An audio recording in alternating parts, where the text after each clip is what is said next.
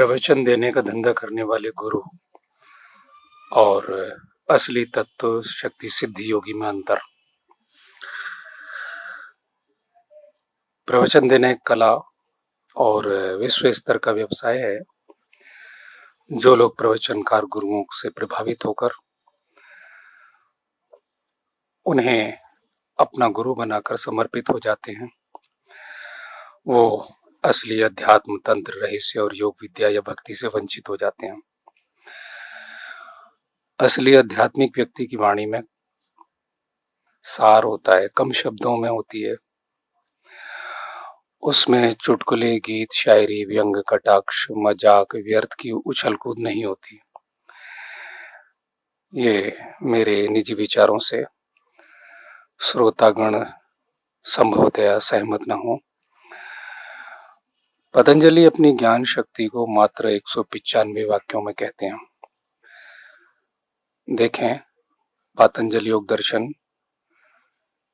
जिसके नाम से अरबों रुपए का कारोबार है। कृष्ण अपनी बात को, अपने संवाद को 700 श्लोकों में कहते हैं और योग विद्या का अद्भुत ग्रंथ है भगवत गीता। मार्कंडेय ऋषि अपने ज्ञान शक्ति को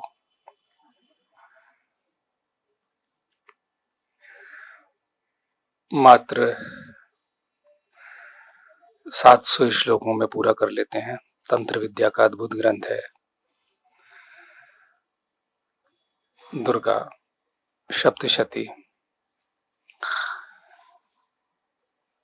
और तो और हमारे हिंदुओं का सबसे बड़ा धर्म ग्रंथ महाभारत भी 1 लाख श्लोकों का है, जिसमें किसी एक व्यक्ति का प्रवचन नहीं है, अपितु पंच तत्व, प्रकृति, कीट, पतंग, पशु, पक्षी, साधारण स्त्री पुरुषों से लेकर राजाओं और ऋषि मुनियों के चरित्र, देवताओं और परम ब्रह्म ईश्वर विषयक संवादों और घटनाओं का तत्कालीन ऐतिहासिक वर्णन है। पिछले लगभग 50 वर्षों में एक होड़ सी लगी है, बहुत बड़ी प्रतिस्पर्धा है। यदि गौर करें तो ओशो सबसे बड़े व्यावसायिक प्रवचनकार थे और उन्होंने अपने को कैश किया। उन्हें कैश करना आता था सबसे ऊंची कीमतों पर। ओशो जिंदा रहते और स्वस्थ होते तो और बोलते। उनकी ब्रह्म सूत्र पर प्रवचन देने की इच्छा अधूरी रह गई।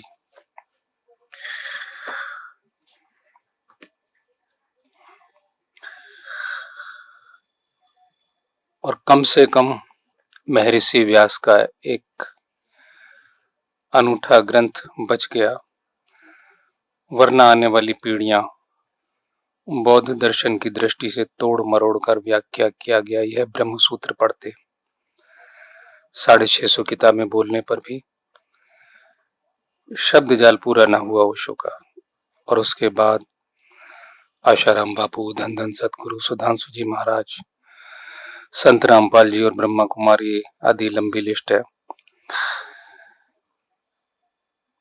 इनके और थोड़े पहले समय तक कुछ असली सिद्धि योगी लोग जिंदा थे और अभी सन 1995 व 2000 तक भी ऐसे लोग जीवित थे जिन्होंने इन महान ब्रह्मज्ञानी ईश्वरीय शक्तियों से संपन्न विभूतियों को और उनकी तत्व ज्ञान शक्तियों को प्रत्यक्ष देखा था। मैं कुछ महान योगी गणों के नाम लेता हूं। बाबा विशुद्धानंद परमहंस, योगी श्यामाचरण लाहिड़ी, तैलंग स्वामी, रामदास स्वामी, कठिया बाबा, लोकनाथ ब्रह्मचारी और योगी गंभीर नाथ जी। और योगी गंभीर नाथ जी ये उत्तर प्रदेश के मुख्यमंत्री योगी आदित्यनाथ के दादा गुरु श्री दिग्विजय नाथ के दादा गुरु सिद्ध योगी महंत गोपाल दास जी के शिष्य थे। योगी गंभीर नाथ जी ने गोरखपुर पीठाधीश्वर की गद्दी नहीं ली और ब्रह्मत्व में स्थित रहे। ये सभी असली तत्वदर्शी अष्ट ऐश्वर्य संपन्न सिद्ध योगी। आप देखें गीता अध्याय 4 में श्लोक 34 में उपदेश, तत्व ज्ञानियों के पास जा और इनके अनुसार अनुरूप हो। और अनेक अध्यायों में तत्व ज्ञान तत्व से जानता है के अनुसार तत्वों में प्रवेश चित्त स्वयं तत्व संपूर्ण योगी गण थे। इन सभी महान तत्व ज्ञानियों ने अपने शिष्यों, श्रद्धावान अनुयायियों और दीन दुखियों के पुकारने पर एक ही समय पर सशरीर अनेक स्थानों पर प्रकट होकर अपने इन आर्त जनों की रक्षा की, दवा के अभाव में मरे हुए लोगों को जीवित किया, अपनी तत्व दर्शन शक्ति से पदार्थों का परिवर्तन किया, प्राचीन तंत्र और योग की रहस्यमय विद्याओं को अपने शिष्यों को प्रायोगिक रूप से प्रदान किया। पतंजलि योग दर्शन कहता है, योगानुशासनम साधन पाद ईश्वर प्राणिधान आदि आदि समर्पण, बिना कामना के भी साधना करने पर निश्चित ही विभूतिपाद अर्थात योग सिद्धियां, योग ऐश्वर्य प्रवेश होगा ही कैवल्य से पहले, यानी कि आपकी कैवल्य अवस्था उससे पहले। और आपको आश्चर्य होगा कि उपरोक्त समकालीन तत्वज्ञानी महान योगीगण एक दूसरे का आदर करते थे, विनम्र थे। हाँ, छेड़े जाने पर, दुष्टता करने पर योग बल से दंड अवश्य देते थे। और इनका कोई भी दुष्ट व्यक्ति मशीन गनों से या बमों से कुछ भी नहीं बिगाड़ सकता था, बिगाड़ा ही नहीं जा सकता था।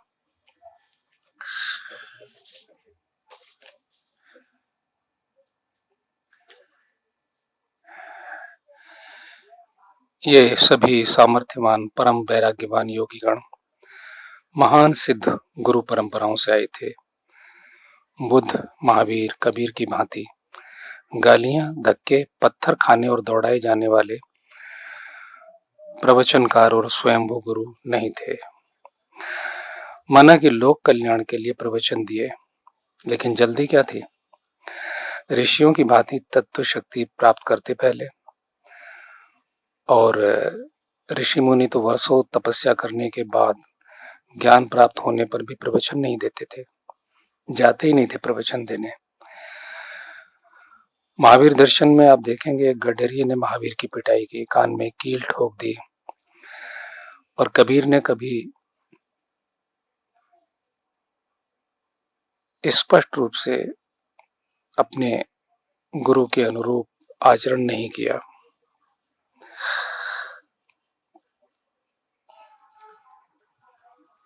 उनके तो गुरु स्वामी रामानंद परंपरागत सनातन धर्मी थे। स्वामी रामतीर्थ के प्रमुख शिष्य पाल ब्रंटन ने वर्णन किया है अपनी पुस्तक में कि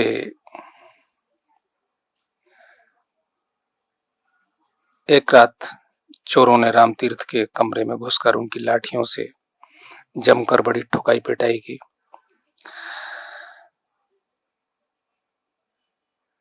एक दूसरी घटना कहता हूँ, योगानंद परमहंस को न्यूयॉर्क में 3 लुटेरों ने घेर लिया। योगानंद जी को अपना पर्स उन्हें सौंप दिया, किंतु उनकी अधिचेतन अवस्था की शक्तिशाली तरंगों के प्रभाव से वे लुटेरे उनका पर्स छोड़कर भाग खड़े हुए। आप देख सकते हैं परमहंस योगानंद के वचनामृत पृष्ठ संख्या 93 में। आर्य समाज के स्वामी दयानंद को उनके रसोई शिष्य ने बारीक पिसा कांच घोलकर पिला दिया और वो मर गए। तत्व योगिनी मीराबाई तो जहर पीने से न मरी और अंत में सशरीर अपनी देह का कृष्ण की मूर्ति के परमाणुओं में विघटन करके विलीन हो गई।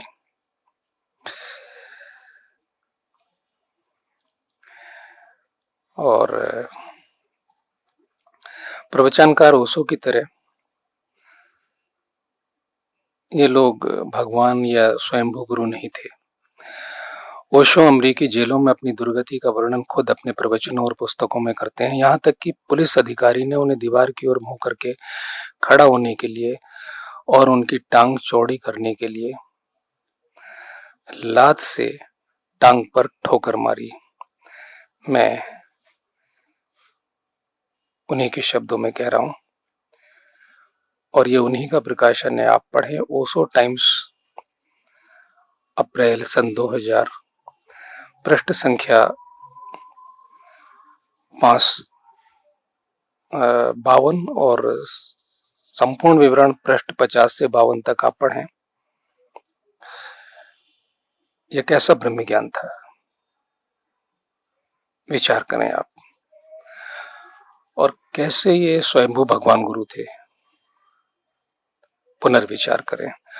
और आजकल तो कुछ ऐसे लोग भी जो अपनी निर्लज्ज पत्नियों से प्रताड़ित, पीड़ित और भयभीत थे और संतानों से मार खाते थे, वह समाज में उपेक्षित थे। इंटरनेट ने उनकी गुरु बनकर सम्मान पाने की भूख शांत करने का मौका दिया। यूट्यूब व अन्य सोशल साइटों पर मशरूम की तरह उगाए प्रवचनकार स्वयंभू गुरुओं की बाढ़ आ गई है।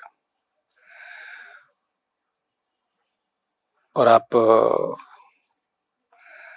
कल्पना करें, जिनकी आकुल व्याकुल आत्मा की पूरी शक्ति लोगों को अपने शब्द जाल से प्रभावित करने में लगी हुई रहती है।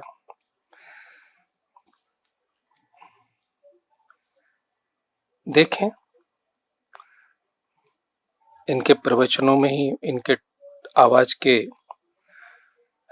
टोन देखें, किस ढंग से ये अपने आप को प्रस्तुत करते हैं। अंदर से खोखले होते हुए भी अपने आप को सिद्ध और ब्रह्मज्ञानी मानते हुए अपनी घोषणाएं करते हैं। और झूठे शक्तिपातों की ट्रिक्स ये सीख रखी है और प्रदर्शित करते हुए बेचारा श्रद्धालु जो होता है वो कल्पना में झूठा ध्यान और आनंद अनुभव करता है।